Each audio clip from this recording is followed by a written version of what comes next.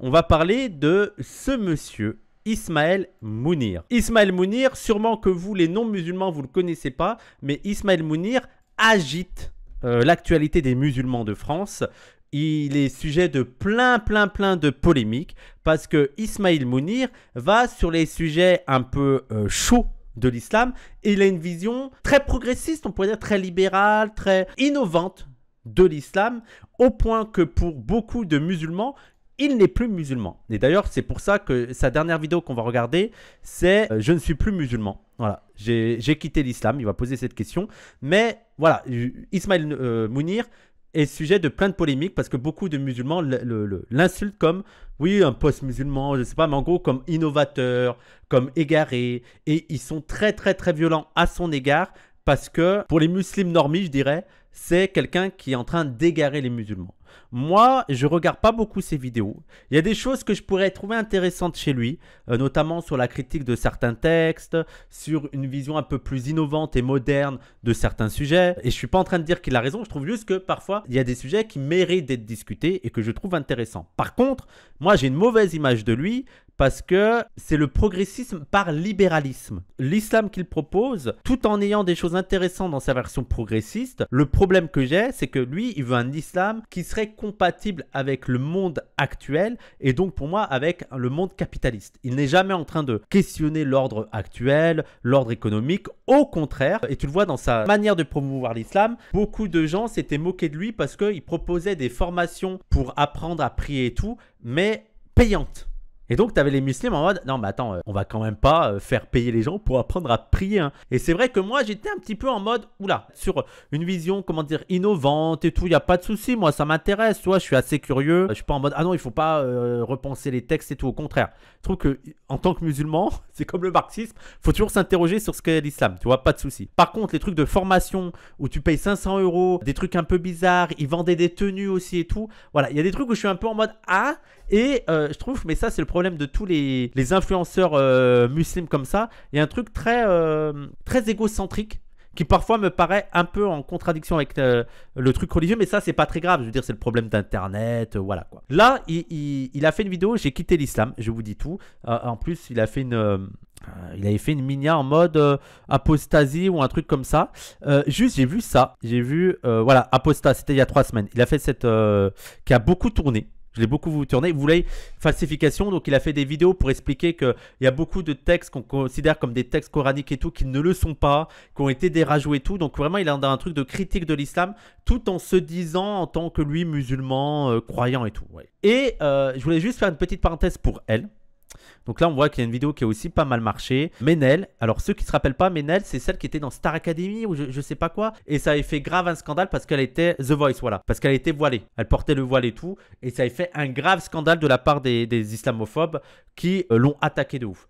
Et là, on apprend que apparemment, elle se dit plus musulmane. Alors là, c'est le titre. Hein. Mais par contre, si vraiment ça se confirme qu'elle n'est plus musulmane, moi, je pense qu'au-delà des islamophobes, il y a qu'un seul groupe de personnes à condamner pour le fait qu'elle ait quitté l'islam, c'est les musulmans eux-mêmes, parce que ceux, bien sûr, on peut parler des islamophobes et tout, qui ont exercé une pression de ouf contre Ménel. Par contre, les musulmans, vous avez été horrible à l'égard de Ménel. Et donc, s'il y a bien des gens, vous vous rendez pas compte comment vos attitudes, l'attitude de beaucoup de musulmans, fait que des gens qui sont musulmans, de par la pression, de par les attaques, il faut les voir, hein, les musulmans Twitter, les musulmans TikTok, les musulmans Instagram, surtout à l'égard des meufs, venir leur faire des commentaires, leur faire des critiques et tout, vous êtes insupportables. Et je pense que vous êtes un fléau dans l'islam parce que vous faites en sorte qu'il y a beaucoup de gens qui s'éloignent de l'islam en raison de vos comportements qui sont insupportables. Laissez les gens respirer, laissez les gens tranquilles, apprenez le beau soupçon. Si vous avez des choses à dire, apprenez aussi à le dire en MP, apprenez la forme. Mais vraiment, vos attaques comme ça, oui, sous forme de couvert, sous couvert de rappel, ouais, ils font croire que c'est des rappels et tout, alors qu'ils sont ultra méchant, ultra agressif, ultra méprisant dans les commentaires. Et en fait, votre but, c'est juste de montrer que vous seriez les meilleurs connaisseurs de l'islam et que les autres seraient des égarés. Donc, il n'y a vraiment qu'un truc égocentrique et pas un truc de diffusion de l'islam. Donc, vraiment, remettez-vous en question. Et qu'il y a des Ménel, qu'il y ait de plus en plus de Ménel, c'est de votre faute. Hein. C'est vous qui avez des attitudes qui est insupportable. Et surtout les meufs sur TikTok. Moi, il y en a une que je suis, elle s'appelle Dina. Dina, et en plus, c'est une musulmane en mode vraiment musulmane, quoi. Musulmane, voilée, et elle est influenceuse, elle est assez libérale, mais ça, je veux dire, c'est même pas je vais même pas rentrer là-dedans, mais juste pour dire, elle porte le voile, mais en plus d'une manière qui me semble le plus légiférée qui soit, tu vois, vraiment. Elle arrête pas de faire en mode, mais moi, je veux même pas me justifier de porter le voile, ça dégage les islamophobes, même pas je vous parle. Et elle a toujours des trucs sur la prière, sur Dieu. Vraiment, je veux dire, pour moi, c'est la musulmane. Et ben, même elle, sur TikTok, il y a des casse-couilles qui viennent lui attraper le voile ou la veste. Des musulmans, là, des mecs musulmans. En fait, tu t'affiches, c'est pas Dina Lolita? Oui, c'est Dina Lolita. Moi, je suis pas fan. Hein. Je suis vraiment, elle a des discours, c'est très très libéral. Mais je suis assez fasciné, c'est ça qui me fascine. Donc c'est elle. Donc vous voyez, les gens, c'est la musulmane de base, quoi. Tu vois, et là, elle débat avec ceux qui disent qu'elle devrait enlever son voile. Bref. Donc vraiment, la musulmane de base, à fond musulmane et tout. Et même elle se fait attraper la veste. Alors que beaucoup de son contenu, c'est autour de l'islam. C'est la croyance en Dieu. Quand ça va pas, remets-toi en Dieu. Tu vois, il y a plein de trucs comme ça. Et même elle se fait attraper sa veste, tu vois. Donc, je veux dire, les gars, et c'est surtout les gars, on va pas se mentir, ceux qui sont les plus horribles sur les réseaux sociaux, ce sont les gars. Vous êtes infernaux. Stop, laissez les gens respirer. Et pour moi, là, vous êtes en mode, ouais, il y a de plus en plus d'apostats, il y a moins en moins. Vous êtes la première raison à ça. Bref. Et donc, lui se fait beaucoup attraper sa veste. Mais moi, je suis intéressé. Mais est-ce que ça vous dit qu'on regarde ce qu'il dit sur J'ai quitté l'islam et je vous dis tout? On va voir quels sont ses propos. Alors, par contre, il a une tendance un peu, mais ça, c'est le truc des influenceurs qui font croire qu'ils sont interviewés. T'as de plus en plus ça. Donc, en fait, leur plan, c'est de mettre un micro là. De ne pas regarder la cam, de faire comme si on regardait quelqu'un et de faire comme si on leur posait des questions. Alors que frère, on sait que t'es tout seul. On le sait, t'es tout seul. Mais juste parce que ça fait plus sérieux de faire croire que t'as une interview. Oui, c'est bien, tu as bien fait de me relancer là-dessus. Effectivement, je pense que les jeunes d'aujourd'hui, frère, t'es tout seul. On le sait. C'est trop bizarre ce genre de format. Trop bizarre. Mais bon, c'est leur kiff. C'est leur kiff de faire croire qu'ils sont interviewés, ça fait plus sérieux. Moi, aujourd'hui, j'essaye de développer une spiritualité profonde. Alors, ma spiritualité, bien sûr qu'elle est d'influence arabo-musulmane, parce que c'est ma culture. J'essaye de m'inspirer de ce qu'il y a de meilleur dans ma culture, parce que... Ça doit être bizarre de faire croire que tu parles à quelqu'un. C'est étrange, quoi. Je sais pas, cette mise en scène est chelou. Et donc là, peut-être que j'ai pas eu les gens, j'ai peut-être pas eu les mises à jour. Mais donc en gros, il se dit plus musulman, il se dit de culture arabo-musulmane, c'est ça. En mode, il a toujours une spiritualité, il a toujours une croyance en un être supérieur, sauf qu'il ne s'inscrit plus en tant que musulman et dans la croyance de l'islam classique. Mais comme post-musulman, ouais, il y avait quelqu'un qui disait post-islam, c'est peut-être ça. Hein. L'islam des Lumières, ouais, j'imagine c'est ça. Hein. Un profond islamophile.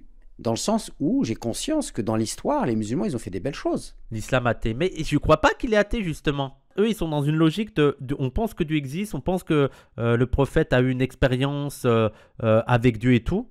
Bénédiction soit sur le prophète.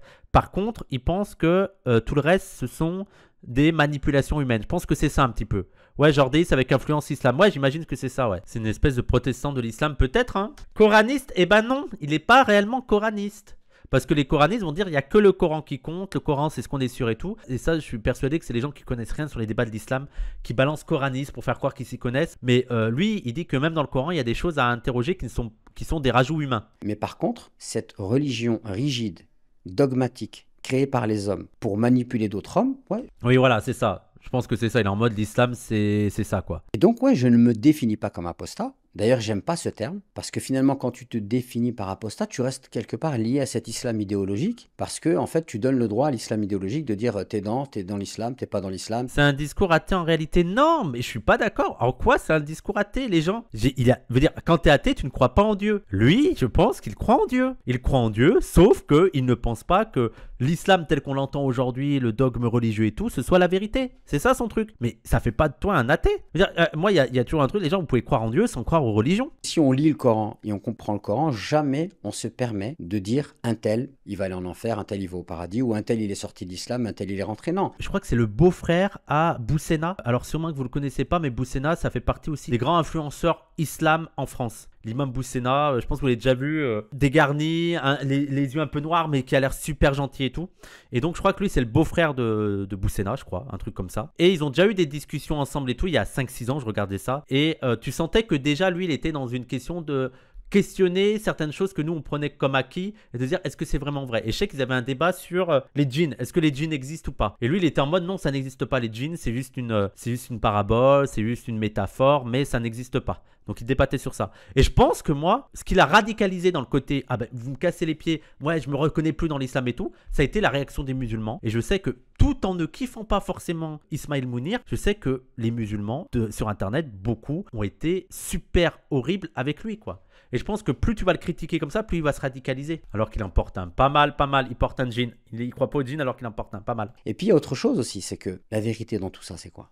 Quand quelqu'un me dit « Ouais, toi, t'es sorti de l'islam », bah, il a raison dans le sens que je suis sorti de l'islam tel que lui, il le conçoit. Mais moi, tel que je conçois l'islam, en tant que voie spirituelle, je me considère comme en plein dedans et je pense même que j'ai jamais... Oui, donc voilà, les gens, ce que je vous disais, c'est exactement ça. C'est juste qu'ils proposent une autre version, une autre vision de l'islam. Et encore une fois, je ne suis pas fondamentalement opposé à ça. On est bien d'accord. Le problème, c'est quoi? C'est qu'avec l'islam idéologique, il y a un vice. Il y a une maladie extrêmement dangereuse. C'est quoi?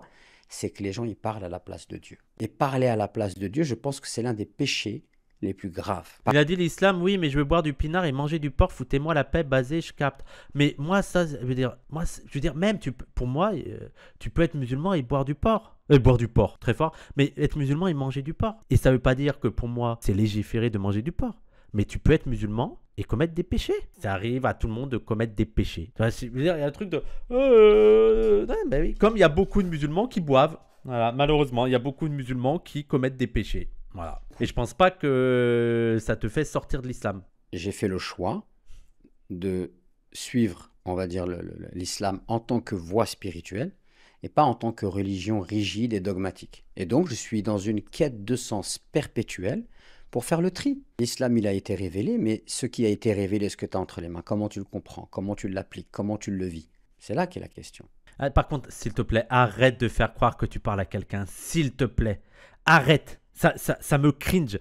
Je n'arrive pas à me sortir ce truc-là que tu es en train de parler à personne, que tu veux faire croire que tu parles à quelqu'un. Parle face cam, frère, s'il te plaît. Arrête. Mais il n'y a personne qui l'a interrogé. Les gens, au pire, il y a sa femme en face de lui pour qu'il puisse voir quelqu'un, mais sa femme n'est pas en train de l'interroger. Ils font tous ça maintenant. Les influenceurs font tous ça. Faire croire qu'il y a quelqu'un qui est venu lui poser des questions parce que ça fait plus sérieux. Ça fait plus sérieux de faire croire que ah non, mais j'avais pas envie d'en parler, mais on est en train de m'interroger, donc je vais répondre à vos questions, plutôt que dire bon, voilà mon propos. Frère, arrête. Et puis, quand tu veux savoir comment tu le comprends, comment tu le vis, comment tu vas l'appliquer, comment en tirer la sagesse, comment en tirer la lumière. Alors qu'il pourrait avoir un chat Twitch, je suis d'accord. Et moi, au fond, là, ce qu'il dit, je suis plutôt d'accord, tu vois. Moi, je trouve que parfois, il y a beaucoup de musulmans qui ne se posent pas de questions sur leur pratique, qui ne se posent pas de questions sur leurs croyances, qui ne se posent pas de questions sur certaines choses qu'on leur a appris. Et je trouve que c'est quelque chose qui n'est pas musulman pour moi, parce qu'on t'a doté d'une raison, et ben c'est pour que tu t'interroges tout le temps, tu vois. Par contre, là où j'ai un peu du mal, c'est ce qu'il en fait lui. Et autant je suis d'accord avec le truc un peu de... je sais pas, de moderniser, je sais pas ce que tu peux utiliser comme terme. Autant j'ai quand même l'impression, toi, que c'est pour être capitalo-compatible. Compatible au capitalisme, compatible au libéralisme. Et c'est quelque chose qui est à interroger. Et il y a souvent qui te disent oui, il faut que l'islam soit adapté à la France. Mais moi, il y a est-ce que vraiment c'est notre but? Est-ce que vraiment, ou même soit adapté à notre époque? Est-ce que vraiment notre but, c'est que l'islam soit adapté à l'époque actuelle? Et au mode de production actuel? Et d'ailleurs, il n'y a pas besoin d'être progressiste. Hein. Vous voulez un exemple de gens qui sont totalement adaptés au capitalisme? Les Saouds. Il n'y a pas besoin d'aller dans le progressisme pour voir un islam qui s'adapte parfaitement au capitalisme. Les Saouds, ils y arrivent très bien. Il n'y a pas de souci. Et puis c'est pareil, quand tu dis l'islam il a été révélé, ce qui a été révélé, ce que tu as par exemple sur les hadiths, qu'est-ce qui est vraiment valable, qu'est-ce qui n'est pas valable? C'est autant de questions qu'on doit se poser. Alors est-ce que c'est pas compliqué comme travail? Oui, c'est compliqué comme travail, mais c'est pas parce que c'est compliqué que ça veut dire que ça doit pas être fait. Il parle mieux arabe que Wissam, bah encore heureux. Les gens, c'est pas très difficile de mieux parler arabe que moi. Hein. Je pense qu'il y a beaucoup de Français qui parlent mieux arabe que moi. Hein. Par exemple, si aujourd'hui, dans les musulmans qui m'écoutent, les gens se disent moi, ce que je veux, c'est être sincère. Moi, ce que je veux, c'est être dans l'amour du divin. Créer vraiment une relation qui est dans la connexion, l'amour, sortir de l'insouciance. Moi, ce que je veux, c'est m'améliorer humainement. Mais après, moi, je suis aussi d'accord avec lui parce que je regarde certaines personnes qui ont une pratique de l'islam et j'ai l'impression que t'en as certains, c'est assez bas du front. Et en fait, il n'y a plus les questions spirituelles qui sont posées. C'est juste de... Vous connaissez la blague de... Jacques Hadi a dit la blague de OSS. Pas de saucisses, pas d'alcool, les femmes voilées, enfin... Excusez-moi, mais enfin, c'est quand même... Quand même quoi? Ben, ça fait un peu Jacques Hadi a dit, pas de charcuterie. Hein. Je vous jure qu'il y a du vrai dans cette critique. Il y a juste Jacques Hadi a dit de faire ça, donc je le fais. Je me pose pas de questions de pourquoi je fais ça, de comment me rapprocher à Dieu. Non, j'essaie juste de mieux appliquer, parfait, à la ligne, ce que je crois être la parole sainte. Voilà. C'est horrible. T'en as certains, c'est juste ça. Il n'y a rien de spirituel, il n'y a rien de... Tu sens que même, il n'y a même pas... il n'y a pas d'empathie, il n'y a pas d'amour, Non, c'est juste... C'est comme ça. Et puis c'est tout, c'est comme ça. Moi, j'ai envie de vivre à travers des valeurs qui sont universelles et qui sont aussi les valeurs qu'on retrouve dans le Coran, la justice, la solidarité, l'amour, enfin, toutes les valeurs qui sont connues et reconnues dans le monde. Après, quand même, il faut dire que, quoi que tu penses de Ismaël Mounir, il faut quand même être courageux pour tenir ses positions quand tu vois les musulmans sur les réseaux sociaux, comment ils sont horribles, quoi. Tu peux quand même saluer le gars, il a quand même le courage de tenir ça, quoi.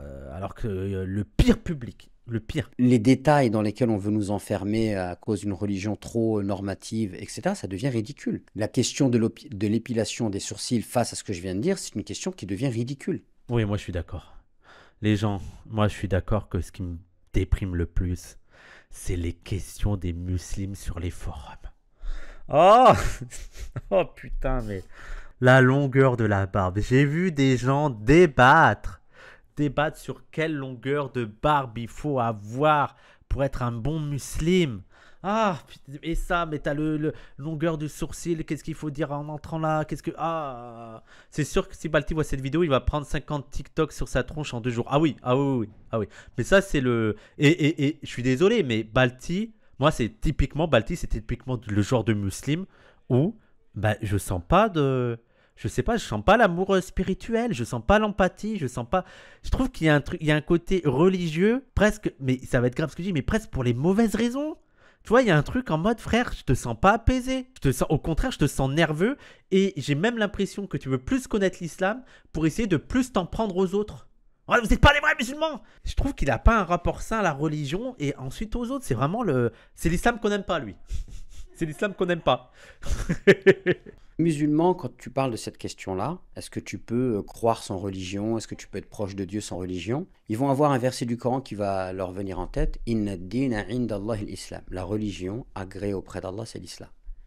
Si on fait un travail de fond, on va s'apercevoir que le mot din, il n'a pas d'équivalent dans la langue française. Les gens, en vrai, il y a beaucoup d'études de plus en plus, alors surtout dans les pays occidentaux, malheureusement, mais de plus en plus sur de nouveaux... théologiens et tout, qui font toute une étude de réfléchir sur les termes, réfléchir sur les mots, et c'est passionnant. Qu'est-ce que ça veut dire le mot din? Parce qu'on a traduit din par religion, mais c'est pas religion, din. C'est vraiment un terme assez complexe, et donc pour comprendre réellement le mot din, le sens qu'a le mot din, et le replacer dans le contexte, et à partir du moment où tu le replaces dans le contexte, qu'est-ce que ça veut dire actuellement? Ça t'ouvre des perspectives incroyables, mais comme avec le mot charia. C'est pour ça que je suis déprimé quand... Oui, c'est pas... Je suis d'accord, Zambalai, c'est pas nouveau. Alors, mais moi, j'arrête pas de dire que on a grave chuté niveau réflexion dans l'islam depuis, je pense, le 18e, 19e siècle. Tu regardes les débats au 12e, 13e siècle, tu regardes les débats avec Ibn Arabi et tout, c'était une dinguerie niveau philosophique. C'était une dinguerie. Là, on a régressé en mode, est-ce qu'on peut boire du pipi de chameau? C'est ça maintenant les débats actuels, tu vois. Oui, depuis l'avènement du wahhabisme.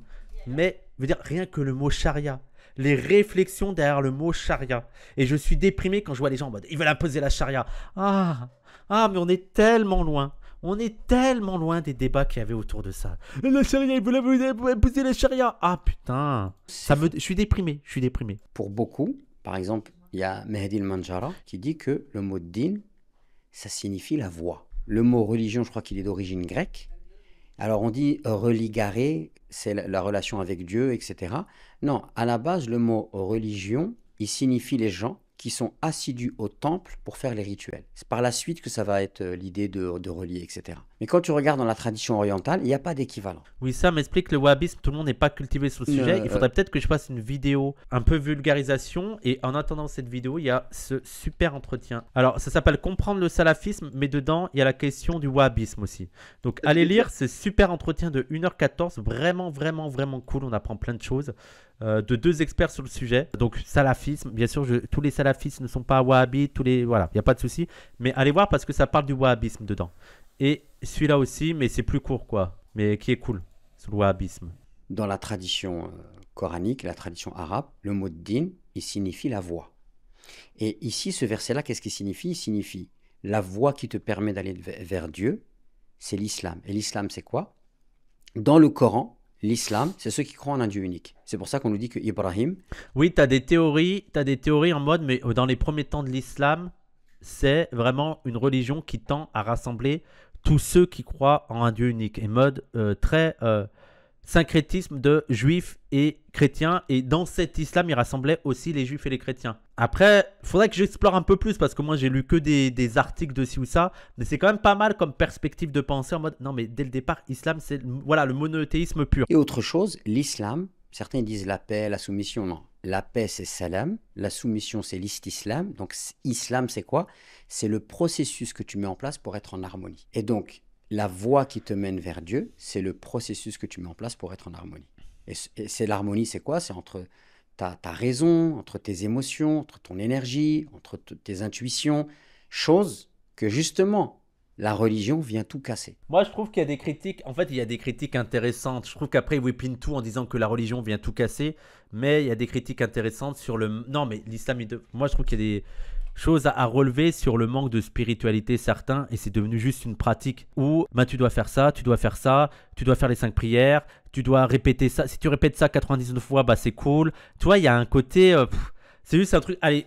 à checker, les trucs à faire dans la journée à checker et c'est bon, tu peux passer à autre chose. Je trouve que parfois il y a un peu cette tendance là quoi, et qu'on s'interroge pas sur notre rapport au divin. Et vraiment parfois les prières, juste tu fais les prières et comme ça tu as fait les 5 prières, c'est tout, c'est fait et puis voilà. Dinos, je crois qu'il a une si je me rappelle bien, il a une take sur ça, sur quand il fait la prière, il se rappelle plus de ce qu'il dit. Avant je croyais que je priais, puis j'ai grandi et j'ai compris que tout ce que je fais c'est réciter des phrases que j'ai appris par cœur. Moi je pense qu'il y en a beaucoup, c'est ça. C'est que en fait il y a même un truc un peu mécanique. Tu récites des trucs sans... mais moi le premier, hein, juste la Fatira. La Fatira que tu récites, au bout d'un moment, parfois, tu te rends compte que merde, en fait, je l'ai récité sans réfléchir à ce que j'ai dit. Donc c'est pour ça que c'est toujours bien de se remettre en question, de s'interroger, d'avoir un truc un peu critique. L'islam que les gens pratiquent aujourd'hui n'a rien à voir avec l'islam des 3 premiers siècles, par exemple. Et c'est des jeux de manipulation, c'est des jeux, il y a eu, on va dire, l'impact du politique, il y a eu par exemple, des conflits doctrinaux entre les musulmans, il y a des doctrines qui ont pris le dessus sur d'autres. Et donc, en vérité, la religion, c'est des dogmes figés, la spiritualité, c'est autre chose. La spiritualité, c'est une quête sincère du divin, c'est une quête sincère de soi, de qui on est vraiment, c'est un désir de réalisation. D'accord? Et je pense que oui. C'est trop bizarre, j'ai l'impression qu'il historicise pour critiquer et après il perd tout le regard historique dès qu'il parle de la religion. Je suis d'accord avec toi, petit Pierre du Peuple, c'est la critique que j'aurais à faire. Après, je comprends aussi qu'il whippine un peu ça parce qu'il doit être fatigué de toutes les attaques qu'il a sur les réseaux sociaux. Encore une fois, je vous dis que je ne suis pas fan de lui, mais je ne cautionne pas toutes les pressions qu'il se prend. Et à un moment donné, tu es en mode, allez, vous cassez les couilles. Hein. Vous cassez les couilles, c'est bon, allez. Donc on peut croire, on peut s'inspirer du Coran, on peut s'inspirer de la sagesse prophétique sans forcément considérer qu'on appartient à quelque chose de rigide. On garde notre liberté de penser, on s'intéresse, le monde aujourd'hui il est ouvert, la connaissance est accessible, on s'intéresse à tout et on cherche à avancer. Alors les gens, on a fini la vidéo, il n'y a pas eu de questions. On est donc d'accord qu'il parle à personne. Arrêtez de me faire croire qu'il y a quelqu'un qui est venu l'interviewer. Ensuite, moi, en gros, c'est l'islam des Lumières. Et moi, j'ai rien contre. Hein. Au contraire, je peux trouver que ça, c'est intéressant et tout. C'est l'islam des Lumières. Par contre, moi, la critique que j'aurais toujours à leur égard, c'est vous mettez la charrue avant les bœufs. Vous voulez que les musulmans partent dans un islam des Lumières, dans un pays où ils ne peuvent même pas pratiquer l'islam. Il y a une islamophobie de ouf qui font que les musulmans sont dans une idée de citadelle assiégée et donc refusent de questionner leur islamité, parce que c'est forcément vu comme une attaque islamophobe, forcément vu comme l'extérieur qui veut attaquer leurs croyances, Parce que dans la réalité, il y a vraiment l'extérieur qui veut attaquer leurs croyances. Et donc, si vous voulez vraiment que les musulmans aillent dans un islam des Lumières, eh ben, il faut s'attaquer d'abord à l'islamophobie. Il faut que les musulmans puissent être pleinement musulmans en France, sans être inquiétés. Et quitte aussi leur statut de prolo, qu'ils puissent bien vivre en France pour ensuite qu'ils questionnent leur rapport à l'islam, tu vois, et qu'ils aillent plus sur des trucs un peu plus progressistes, entre guillemets, ou des lumières, ou ce que vous voulez.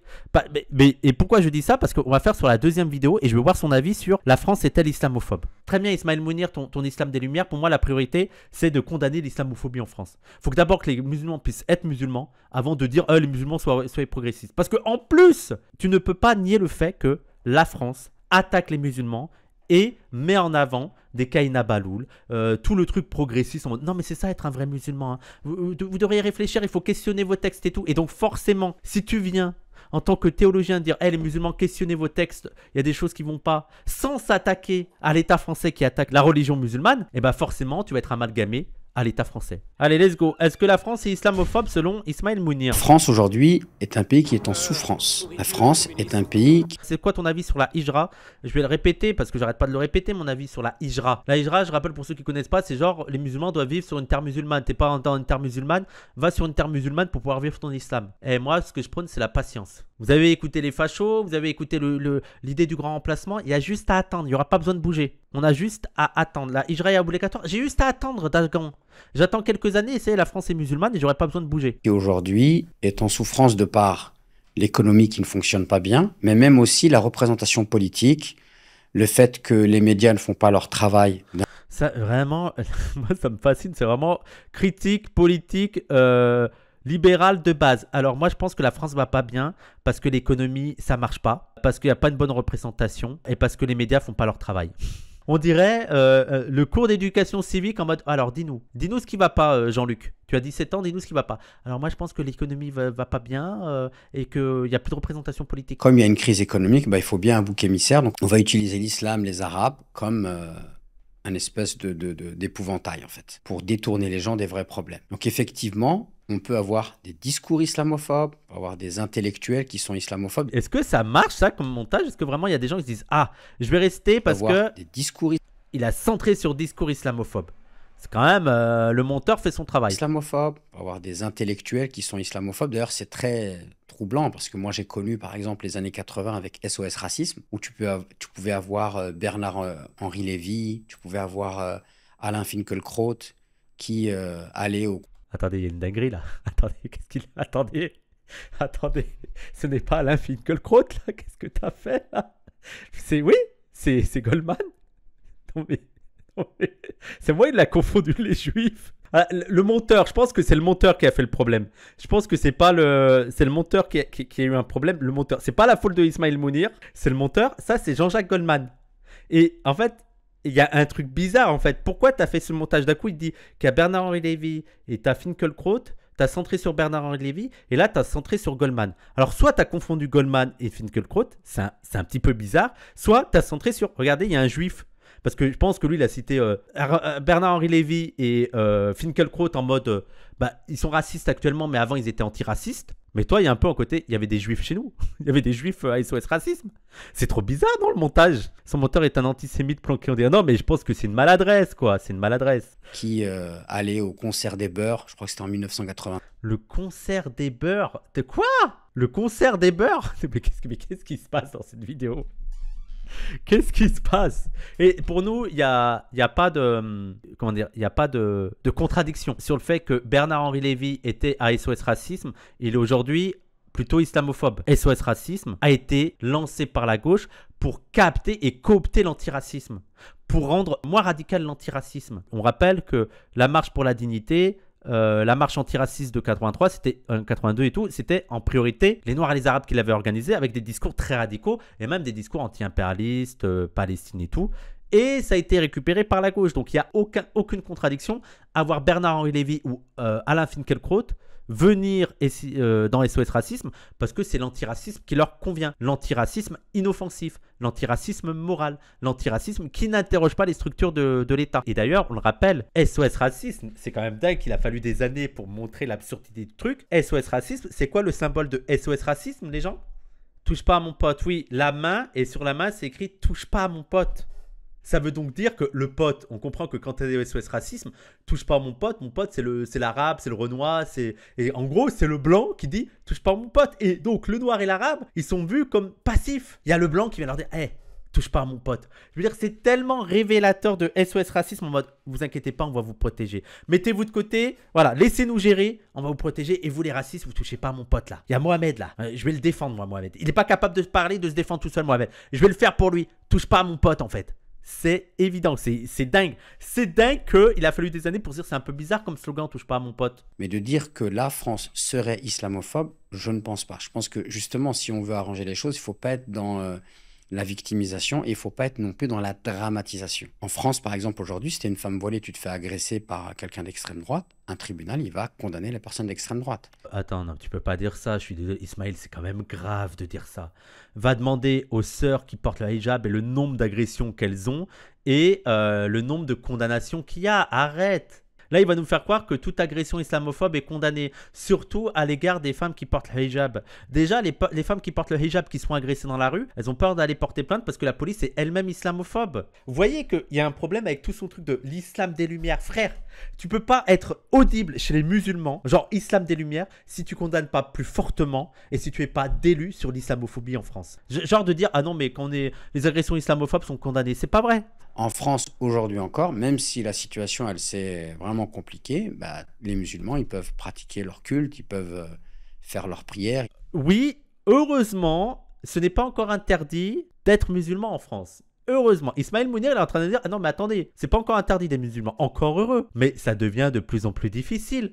Le nombre de mosquées qui sont fermées, le nombre d'imams qui sont renvoyés, le nombre de perquisitions qu'il y a eu à l'égard des musulmans, le fait que tu ne peux... Je veux dire, simple question, Ismaël Mounir, est-ce qu'on peut être musulman au travail? Je veux dire, il y a un truc qui est totalement fou, que les musulmans ne peuvent pas prier au travail. On ne sait pas pourquoi. Je veux dire, ils peuvent pas aller dans un coin tranquille. Je veux dire, c'est mal vu. Il y a des signes, genre être barbu et tout, c'est mal vu au travail. On avait vu à la RATP, il faut surveiller le barbu et tout. Tu ne peux pas dire sérieusement, ah non, mais on peut librement être musulman en France. C'est pas vrai. Ça devient compliqué. À l'université, tu peux pas prier à l'université. Ça fait des scandales quand tu pries à l'université. Arrête. Et c'est les gens dans les autres pays, t'as d'autres pays où dans les universités, les musulmans ont même des salles où ils peuvent prier. Et nous, on ne demande même pas des salles. On est en mode, laissez-nous dans notre coin, on va prier là-bas, laissez-nous tranquille. On ne peut pas. Donc, je ne pense pas qu'il faut dramatiser. Mais par contre, ça, c'est une chose qui est très importante, sur laquelle je veux absolument insister. Il est clair que le climat médiatique et le climat politique, lui, il est islamophobe. Oui. Et c'est pas, je veux dire, c'est pas que des discours, ça se matérialise en actes. T'as l'impression que juste il y a des gens qui parlent et qui disent des trucs racistes. Oui, mais ça se matérialise dans les actes aussi. Pour un oui ou pour un non, l'islam c'est toujours un problème. Alors s'il y a une pénurie d'œufs, c'est à cause des musulmans parce qu'ils font le ramadan et pendant le ramadan ils mangent des œufs. Enfin, ça devient un délire quoi. Même une émission de football, l'after, ils ont fait un problème avec les musulmans dans les trucs, ils se douchent en caleçon. Non, c'est un climat, oui, Sam, tu mélanges les actes et la météo. Mais ça aussi de se doucher en caleçon, ça a été un scandale. Dans la réalité qu'on vit au quotidien, bah, la France, ça reste un pays accueillant et je pense que les Français... Frère, là tu es en train de nous dire qu'il y a un climat politique et médiatique islamophobe et tu veux faire croire qu'il n'y a aucune répercussion dans la réalité. Dans la réalité, il y a des imams qui sont virés, il y a des mosquées qui sont fermées, il y a le fait que c'est honteux maintenant de prier. Je veux dire, il y a à l'école, des jeunes femmes ne peuvent pas venir en robe longue, en jupe longue, parce que c'est vu comme l'islam. Comment tu peux être aussi d'élu? Arrête! Bien sûr qu'on n'est pas chez les Ouïghours. Encore heureux qu'on n'est pas chez les Ouïghours, qu'on n'est pas enfermés dans les camps. C'est pas parce que les Ouïghours c'est le pire qu'en France c'est pas un problème. Même en Angleterre ou aux États-Unis c'est un peu plus accueillant. Même quand on regarde les chiffres, c'est-à-dire que quand il y a des élections présidentielles, et en fait les partis qui sont les plus islamophobes, le nombre de voix qu'ils vont avoir par rapport au nombre... Attends, on compte... Attends. Tu veux vraiment qu'on aille là-dedans? On compte le nombre de voix. RN, LR, RN islamophobe, LR islamophobe, Reconquête islamophobe, Macron islamophobe. On est à combien de pourcents? Frère, qu'est-ce que tu racontes? On est à combien de pourcents? Et tu devrais rajouter là-dedans PS et PC. Allez, Europe Écologie Les Verts, je ne les mets pas. J'enlève Europe Écologie Les Verts. Mais PS et PC. Et lutte ouvrière. Tu rajoutes tout l'ouvrière. T'es sérieux là? Genre, là, il est en train de nous dire l'islamophobie n'aide pas à gagner des élections. Il a vraiment sorti ça, genre normal, genre sans trembler des genoux. Ok, ok, ok. C'est pas la majorité, quoi. Non mais c'est une blague, non mais j'arrête, non mais j'arrête. Il a pris les élections, il a dit la majorité aux élections ça n'a pas été islamophobe, non mais... Frère. Comment après tu veux que les musulmans ils t'écoutent quoi, frère, c'est pas possible. Je pense qu'il ne faut pas dramatiser, il faut rester lucide, mais par contre, il faut rester conscient du danger. Ouais, c'est vrai qu'il y a un danger, la manière dont on parle de l'islam en France, la manière aussi peut-être parfois dont les musulmans réagissent, la manière dont on éduque les jeunes. Bah oui, c'est inquiétant. Tout ça, c'est inquiétant. Il y a une multitude de paramètres, d'ingrédients qui sont inquiétants aujourd'hui vis-à-vis de la question de l'islam en France. Ça, c'est clair.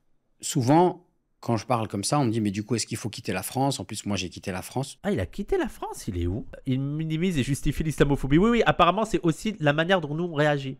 Les musulmans, lui, ce qui l'inquiète, c'est la montée de l'islamophobie et comment nous on réagit. Apparemment, on n'aide pas à baisser l'islamophobie. Excuse-nous, frère. Il est au Maroc? Ok, il est au Maroc. Ok. J'ai quitté la France parce que... Moi, je suis persuadé que c'est parce qu'il payait trop d'impôts. Parce qu'il a un côté très libéral. Moi, c'est ça ma principale critique à son égard. C'est que jamais il remet en cause le capitalisme, jamais il remet en cause le mode de production. Même au contraire, il a tout un discours pro-business et tout. Voilà, moi, c'est mon problème avec lui. Persuadé que c'est les impôts. Voilà. J'avais l'opportunité d'aller ailleurs et je voulais vivre une autre expérience. Et je suis ravi de l'avoir fait, mais j'ai pas la haine de la France, j'ai jamais craché sur la France. Je suis fier de ma culture française. Maroc, paradis fiscal, non, je pense pas, mais je pense qu'on paye plus d'impôts en France qu'au Maroc, non? Corrigez-moi si je me trompe, hein. Peut-être que c'est pas vrai, peut-être qu'on paye autant d'impôts au Maroc qu'en France. Hein. Après, je veux dire, tu vis mieux quand tu es un Français qui a fait ta vie en France et qui a eu gagné de l'argent en France, tu vis beaucoup mieux au Maroc. Rien que pour le coût de la vie, tu vis mieux au Maroc. Après, c'est plus aussi vrai qu'il y a 20 ans ou 30 ans, où là, parce que le Maroc quand même s'est développé économiquement, mais je pense que c'est plus agréable de vivre au Maroc qu'en France, quoi. Si on est réaliste, une grande partie des musulmans de France ne pourront pas quitter la France. C'est pas possible. Donc, ils sont condamnés à composer avec la situation. Composer. Il a mis composer, c'est important, ok? Il y a le montage composé. Qui est compliqué. Donc, moi, ce à quoi je les invite, c'est à réfléchir sur ce problème. Heureusement qu'il y a Ismaël Mounir pour le dire, parce que les musulmans, ils étaient en mode... Il y a l'islamophobie en face, ils étaient en mode... Et là, Ismaël Mounir, il arrive, il a fait... Je vous invite à réfléchir. Oui, d'accord, mais oui. Mais heureusement, on n'y avait pas pensé. Ça, c'est les influenceurs qui viennent vous donner des réponses à vos questions. Merci, frère. Et c'est de mettre en place, en fait, tout ce qu'il faut, de s'organiser pour essayer d'inverser la tendance. C'est tellement abstrait, c'est tellement... Les gens, j'ai une idée, les musulmans. Réfléchissez à l'islamophobie et mettez en place des choses pour lutter contre.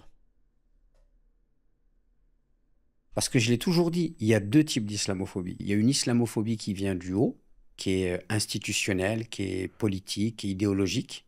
Il l'a toujours dit. C'est le seul à l'avoir pensé. C'est le seul à l'avoir imaginé. C'est le seul à l'avoir réfléchi. Voilà. Et tu as une islamophobie qui vient du bas, qui est beaucoup plus épidermique, populaire. Et en fait, l'islamophobie qui vient du haut, il faut y répondre par des livres, par la production de... Ouais, je le laisse finir, mais... concept, par de l'analyse. On va convaincre Macron avec des livres. Voilà. On va lui faire une analyse. Il va dire ah oui, c'est vrai, vous avez raison. Tu sais, il est vraiment en mode en fait pour convaincre les racistes du haut, l'État bourgeois raciste, il faut leur montrer qu'ils ont tort. Frère, c'est pas comme ça que ça marche. C'est oui, l'idéalisme de ouf. Ouais, non. Démontrer en fait que la présence des musulmans en France, elle est liée à l'histoire. Il y a 150 livres sur ça, il y a plein de chercheurs, il y a plein de... Je veux dire, ça arrête pas de répéter que l'islam c'est pas apparu d'un coup en France, qu'on exagère le rôle de l'islam, qu'on exagère l'islamisme. Frère, il s'en pète les couilles. Lui, il est persuadé que les gens l'élite est islamophobe par méconnaissance et par inculture. Voilà, c'est son idéalisme à lui. Qu'il n'y a pas le désir de grands remplacements, par exemple. D'accord, ok. Donc là, il faut faire des livres pour expliquer que nous, les musulmans, on n'a pas le désir de grand remplacement. Voilà comment lutter contre l'islamophobie. Il y a Hervé Lebras, qui est un chercheur qui travaille sur les statistiques, qui prouve depuis des années que le grand remplacement n'existe pas. Ils en ont rien à carrer. Ils s'en pètent les couilles des faits. Ils s'en foutent. Par exemple, la langue arabe est la 3e langue d'emprunt de la langue française. Oh non, mais c'est bon. Mais je veux dire, le mec, il est à l'ouest, là. Lutter contre l'islamophobie en disant aux racistes non mais vous savez que café ça vient de l'arabe, et le raciste il va dire ah putain waouh ah putain mais oui mais j'arrête d'être raciste en fait, j'arrête mais oui En fait, il y a plein de mots que café, en fait, ça vient de l'arabe. Je suis moi-même arabe, en fait. Mais bienvenue en France. Bah après, ça m'est arrivé d'utiliser cette tech pour ceux qui disent qu'il faut interdire les mots arabes. Je leur ressors café au hasard et ça me semble pas d'élu. Mais emoji tordu. Alors déjà, t'as un raciste devant toi anti-musulman. C'est pas en lui disant café, ça vient de l'arabe, qui va arrêter de détester les musulmans. Vraiment. Ou alors, il faut me montrer un exemple où ça a marché. Et deuxièmement, là, il dit pour lutter contre l'islamophobie d'État. Est-ce que tu crois vraiment que l'islamophobie d'État, genre Retailleau, Macron et après ensuite tout le RN et tout, ils vont être convaincus par en fait, les peuples sont mélangés dans le passé. Ils s'en pètent les couilles de la réalité, ils s'en pètent les couilles des faits. Bah, l'argument, c'est de dire que la France est truffée de mots d'arabe, du coup, c'est trop tard. Oui, en fait, t'es en train de leur dire c'est trop tard, il y a trop d'arabes, ils vont arrêter d'être racistes. Les gens, ça ne va pas marcher. Et en plus, ils vont dire, attendez, ils vont vous dire, ok, on peut garder les mots arabes, mais les arabes, ça dégage. Tu réponds quoi s'il dit, ah bah, oui, ok, il y a des mots arabes, mais les arabes, ça dégage. C'est ça, par exemple, des conversano et tout, ils vont te répondre ça, ils vont dire, ouais. Papacito, il peut te répondre ça, ouais, café, c'est arabe, ok. Mais les arabes, ça dégage. Et d'un autre côté, les musulmans doivent penser comment vivre leur islam dans un contexte français. Ils le font déjà, ça m'énerve parce que les musulmans le font déjà. La majorité des musulmans, l'immense majorité des musulmans vivent leur islam sans poser de problème aux Français. Je ne comprends pas. Qu'est-ce que ça veut dire adapter? Qu'est-ce qu'ils font qui n'est pas adapté à la France? Concrètement, c'est quoi? Est-ce qu'on est obligé de mettre un minaret quand on construit une mosquée? On n'est pas obligé. Mettons un minaret. En quoi c'est un problème? On va me dire oui, l'architecture française. Mais attendez, vous avez vu les nouveaux bâtiments? Déjà, on va faire croire que l'architecture en France a jamais changé. Genre, elle a été française de A à Z toute son histoire et c'est partout pareil. C'est un modèle français. Donc, genre, l'architecture, il y a une architecture française, ça n'a jamais changé. Et vous avez vu les architectures de maintenant? En quoi c'est français? Donc pourquoi ça poserait un problème d'avoir un minaret? Ça aussi, il faut se questionner. En quoi? Et là, je ne demande pas de faire l'appel à la prière, mais juste d'avoir une structure avec un minaret. Et alors, quel est le problème? Pour moi, clairement, je ne pense pas que la France est islamophobe, mais je pense qu'il y a un climat islamophobe. Je pense que c'est un sujet que les musulmans devraient prendre très au sérieux. Mais après, ça dépend de ce que tu entends la France, mais dire que le gouvernement français n'est pas islamophobe, c'est quand même grave, quoi. Et je pense qu'il y a même aussi un travail psychologique à faire sur cette question-là. C'est-à-dire que si on vit en France, eh bien, on doit apprendre à vivre en cherchant à trouver une harmonie. Mais frère, déjà, t'es au Maroc. Donc ferme ta gueule. Je suis désolé, je vais être vulgaire. T'es au Maroc, t'as rien à nous dire. Je veux dire, moi, si t'étais en France, allez, je pourrais écouter, nous faire la leçon. T'es au Maroc. De quoi tu vas parler? T'es au Maroc, occupe-toi de ce que c'est être musulman au Maroc. Viens pas nous dire, nous, comment on doit être musulman en France. Et je veux dire, c'est quoi? Je veux dire, moi, je suis français, je suis né en France. Je vois pas à quel moment je pose un problème à la vie en France, tu vois.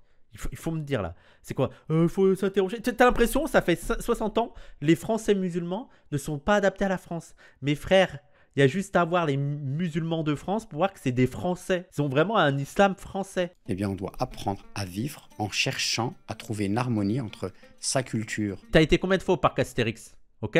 Moi, je suis tellement français, je vais au parc des Gaulois. Voilà. Donc, quand tu seras allé autant au parc Astérix que moi, là, tu pourras parler, frère. Musulmane, sa religion et la culture française, et de se présenter à la société comme des valeurs ajoutées.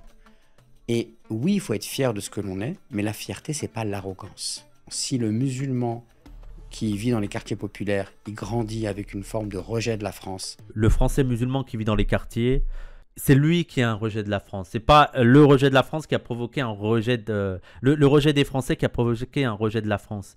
Je veux dire, frère, nous, le truc de liberté, égalité, fraternité, on y a tous cru. Tous les gars de quartier, tous les Arabes et Noirs ont cru à tout ce discours sur la France c'est liberté, égalité, fraternité.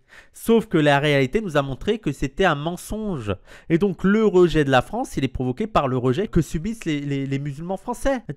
Genre on dirait que le rejet de la France apparaît comme ça. Ex nihilo, c'est juste, ils aiment pas la France. Avec une forme de rejet de la culture française et qu'il n'est pas du tout dans... Quel rejet de la culture française? Déjà, qu'est-ce que tu entends par culture française? Maintenant, c'est nous, on fait la culture française. Les Arabes et Noirs de France font la culture française. Faut arrêter, là. Il ne faut pas s'étonner qu'en face, eh bien, il y a une réaction de rejet et de racisme. Oh. Wow. Il a dit... Ah, bah, vu votre attitude, faut pas s'étonner qu'il y a du racisme. Mais t'es grave. T'es grave. Et tu te demandes pourquoi les musulmans ils veulent pas t'écouter. Tu te demandes pourquoi les musulmans ils te regardent d'un mauvais œil quand tu viens leur parler de l'islam des Lumières. Frère, t'es en train de dire c'est normal qu'il y a du racisme, vous voulez pas vous adapter. Ça veut dire quoi? Qu'est-ce qu'ils ont fait là, les musulmans français qui n'est pas adapté à la France? Vas-y, dis-nous. Dis-nous, c'est quoi les minarets? En plus, comme si c'était. Je veux dire, il a pris l'exemple des minarets comme si c'était une demande absolue des musulmans de France d'avoir des minarets. Ils s'en battent les couilles. Ils veulent déjà avoir des mosquées dignes de ce nom. Parce que t'en as beaucoup qui prient dans des garages, ok? Juste avoir des mosquées. C'est même pas une demande des musulmans d'avoir des minarets. Ça, c'est un problème créé de toutes pièces. Et là, tu nous dis, ah, les musulmans, vous n'êtes pas assez adaptés, donc vous étonnez pas qu'il y ait du racisme à votre égard. Donc c'est pour ça que les musulmans te font pas confiance. T'as un discours, vous subissez du racisme parce que vous n'êtes pas assez intégrés, et à côté, regardez, c'est ça le vrai islam. Mais les gens vont se dire, mais t'es ami avec les islamophobes. Et le problème, c'est qu'on pratique notre islam. Voilà. Je reviens à ma position de base avant de promouvoir l'islam des Lumières, sur lequel je suis pas fondamentalement opposé. Avant de promouvoir l'islam des Lumières, faites en sorte que les musulmans puissent être musulmans en France. Et le problème, c'est que l'islamophobie ne permet pas aux musulmans d'être musulmans en France. Et qu'ils sont sans cesse traqués, ils sont sans cesse humiliés, traqués. Il y a des jeunes filles qui ne peuvent pas aller à l'école en robe longue. Il y a une jeune fille, elle a été contrôlée parce qu'elle portait un kimono, elle a été renvoyée chez elle. Vous êtes là en mode, non, mais on ne peut pas dire que la France est islamophobe. Et après, vous voulez faire la leçon aux Français musulmans. Mais déjà, tu es au Maroc, tu n'as plus à parler aux Français musulmans. Toi, tu es tranquille au Maroc, tout va bien, voilà, occupe-toi des Marocains et puis c'est tout. La France aux Français. La France aux gens qui vivent en France. Ça sera mon slogan.